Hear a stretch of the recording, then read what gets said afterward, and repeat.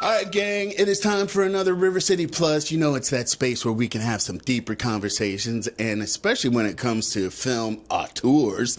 I've got Herb and Karen here with us, and Herb wrote, directed, produced, acted in. Dude, I mean, really, he's got a film coming out. It drops October 11th, and it's called, what is it called again? Incomprehensible. Incomprehensible. So just to put things in perspective, Karen here plays a major role, and she forgot her name. You really gonna say now, that? I could say it was just because of my sparkling personality, and she was just like, she's got a lot of things going, but yeah, that's what I do. I got to put you on blast like that. It's My bad. okay. All right, so She plays so many different roles. Right? Which one? oh, did you really? You're playing multiple characters. Well, in other films. Oh, okay. I was like, we got split personalities. So, I mean, it would be incomprehensible. So, tell me about the film, man. Well, so it's actually, let me tell you this, it's actually a detective series. It's a 6-part series. And what we decided to do, I felt like I owed the cast and crew. They're on Premeire. So we're going to show episode 1, 2, and 3. And then later on, we're going to come back and finish it up with episode 4, 5, and 6. So this is what you call a teaser. See, you're like turning into the streaming services. Like, I loved it when they would just dump it and I could binge on it. He's like, nah, you're going to come here and then you're just going to sit for a few weeks and we'll figure it out. And then by the time you come back, it's like, I've already figured out the case. And then he's like, nah, I got you. So, It's hard to comprehend. so break down. I like that. So what's it, I mean, detective series, break it down for me. So I don't know, I took a psychology class a long time ago. That explains a lot. Right? And so, I don't know, I've always been intrigued with murder mysteries and just how the brain works. Like, I mean, I tip my hat to detectives because that takes a lot of work to solve a case, you know, and sometimes it goes all the way down to like an eyelash follicle and they're like, oh, I know who did it. But it took years for them to find or figure out that this follicle is linked to this person and linked to this and linked to that. So I said, you know, I want to change up the way people view films and the type of films that comes out here locally and say, hey, I want to write my own 48-hour type detective series. So that's kind of where the baseline of what I wrote. I'm intrigued. All of that. See, you buried that in the lead. I didn't realize it was that deep. Because I'm like that dude that, like, my white noise when I sleep is Dateline. So I'm here with, I can't do that with your story because it'll be playing in my head while I'm asleep. And then it's like, I might as well stay up and watch it. So what prompted, I mean, I get that you've had this passion for that genre. But really, what was the reason for you to go ahead and make the impetus to put this production together? Woo! Well, deep thoughts. Okay, so I was actually born and raised in Tuscaloosa, Alabama. Huge shout out to 205. Hey, we're coming February 28th, so get your coins together. And I've always been in theater, and then I guess like crossed over into film. And I said, hey, just looking at all the things that I've written, what is something that I haven't created yet? And I said, hey, this is what I want to do. I always watch those type of shows. And when I watch those type of shows, the stuff they can't show us because of censorship, I said, well, I want to see that. So let me go in and I'll write it. And the things that are blurred out or things that are chopped and, you know, screwed here and there and how they put these productions together, I said, well, we can get away with it in the film because it's fictional, but it's along the lines of true stories that we hear about all the time. Ooh, it gets even better the more we talk about it. Now, Karen / Dramika. Yes. What is your role in this series? My role is the best friend of a young lady that has some things going on with her. I'm trying not to tell you too much. Right. I have some things. We got 6 episodes. You can give me something. Oh, no. And she got in a little bit of a trouble, and I'm kind of just telling our story. Oh, so you're kind of the narrator? Kind of. Ooh. That's not a bad role to have, because it's not often you find a female that gets to take that role and actually be the storyteller. So how long have you been doing acting and production and stuff like that? I'm going to say about at least 6 years. And so what was it like for you to be a part of something like this? This was different. Because this is more of like thriller, you know, detective stuff. And this was kind of a different role for me.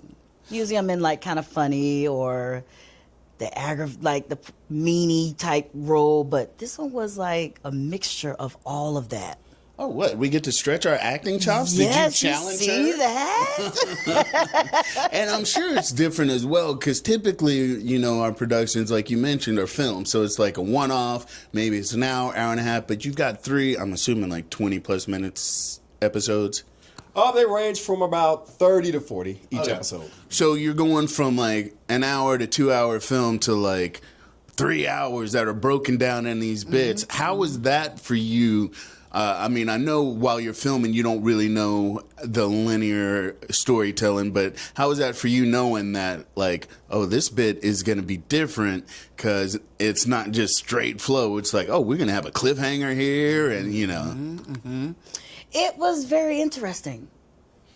It was more like, most of the time I was there when everyone was filming. So I had a chance to see what everybody else was doing. I'm like, okay, so y'all gonna be out there over there, you're gonna be over there. So it was interesting just to see everybody do their part, operate in their way, you know? And then for you, what was it? Is this your first production?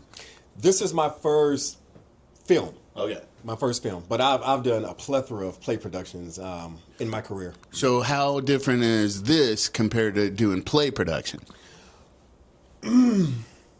You're always loud in a play production. There were times I had to get, you know, typically in a film, the microphone is like that, and a lot of people don't know that. You talk like this right here. You don't necessarily have to talk really loud. So it was really hard for me. I'm just a natural loud talker anyway, because I'm always like, my diaphragm is tight right now just to have this interview.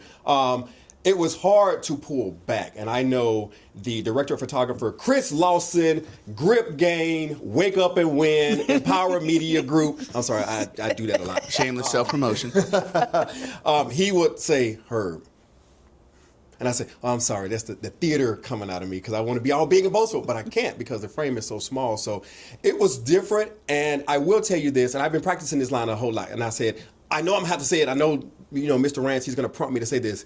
95% of the actors and the performers in my film, they had never done it before. They didn't have any aspirations to act. They've never done theater. Yep. So I said, well, this is a learning curve for all of us, and what I need you to do is be small but be big at the same time. That's a big thing because I'm big. I mean, I'm big, but I had that personality. And like back in the day when I was doing productions, it was like, oh, I love it. Take it down 1,000. So that means you have to challenge yourself as well as bringing your actors to that level. Why all of you just drafted people like, hey, I need you in my film? How did that work? Yeah, so we had a casting call, and we had about 14 individuals show up, and I casted about 12 of them.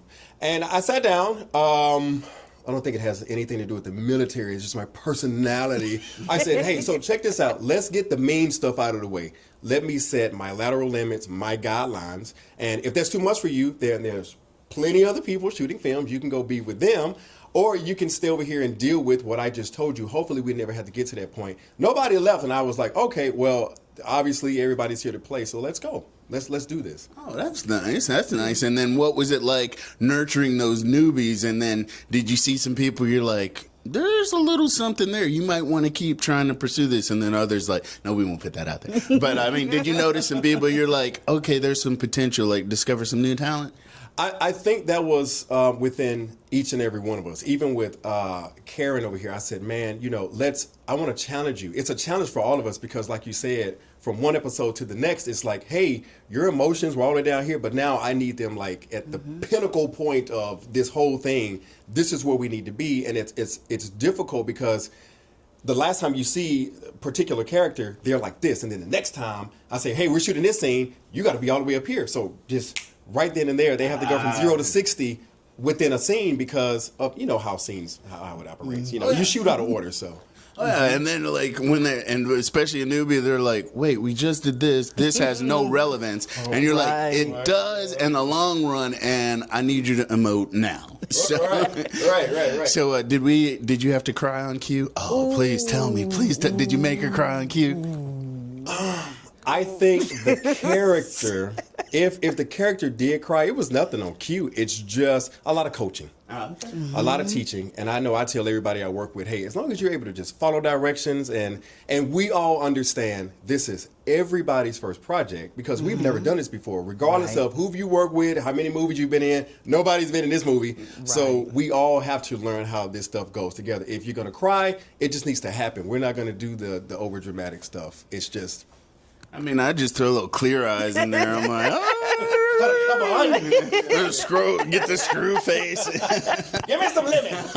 Squirt in the eyeball right quick. So this production, so the series shooting is done. So everything's in the can, yeah? It is. As a matter of fact, I'm going to take a little trip over to the Regal Cinema Theater right down the street over on Phillips Highway. I'm going over there as soon as I leave this interview. Oh, is that where it's going to be? It is. Yep. The Regal Cinemas Theater over on Phillips Highway. And what time? The doors are going to open at 6 o'clock. Hopefully, I'm a stickler on time, so the cast will be there and the crew. Doors are going to open at 6. The show starts promptly at 7. And so we're going to see 3 on this one. So this is the other two. So when are the other 3 going to hit? Or is that just, we're going to see how these 3 go and then we'll put it out there? Like, I'm just going to keep those buried. Nah, I'm just. Well, right now, I'm planning on because I don't want people to forget what's going on with it. So it'll be soon. And plus, I'm ready to see episode 4, 5, and 6 as well. You've already seen them, haven't you? Maybe. Oh, they might still be on the cut. I see. We got to get that director's cut because after those first 3, you might be like, we're going to change the plot a little bit. I'm just messing. All right. So if people want to connect with you guys on your socials, go ahead and hit them, Miss Karen. Where do they go? You can look at the camera and tell them.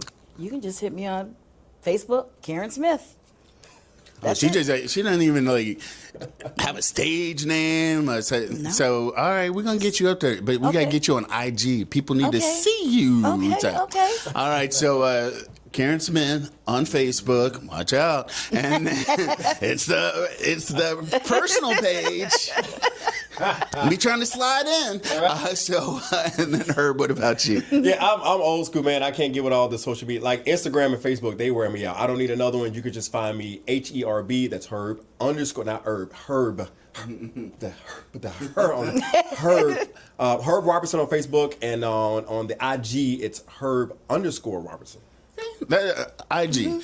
Put the visuals out there. I'm just that dude. I'm just saying. Because we got to reach the chillins, because we got to be talk ticking and all that. All right, I'm done. All right, y'all. So break a leg. I won't be able to be there in person, but I will be there in spirit because, I'm all about supporting the locals as well as you should be. So it's going down Saturday, October 11th. Doors open at 6. We ain't running on our time. Be there on time. All right. And then, if people want to know more about the film, where can they find that? So you can go to Eventbrite, type in Incomprehensible. I'm not going to spell that on here because I don't have my notepad and I don't want to misspell on this live thing right here. Incomprehensible, Eventbrite. You can just go there, type it in under Jacksonville. I say that with emphasis because I was like, why is it not popping up? And then I realized the little city thing was in Jacksonville. So Incomprehensible there. Like I said, if you follow me on my social media platforms, you will see me posting about that thing from here until now. 10 days in the wake up, October 11th, my birthday weekend. I love purple. Hey, huge domestic violence awareness month. It is Libra season. I can relate because that's my weekend too. Might be another reason I'm not there, but that's my own private Idaho. Don't judge. So, all right, y'all, we're gonna wrap this up. So we're gonna have more plus in the near future. But as always, you can tune in Monday through Friday at 9:30 for River City Live.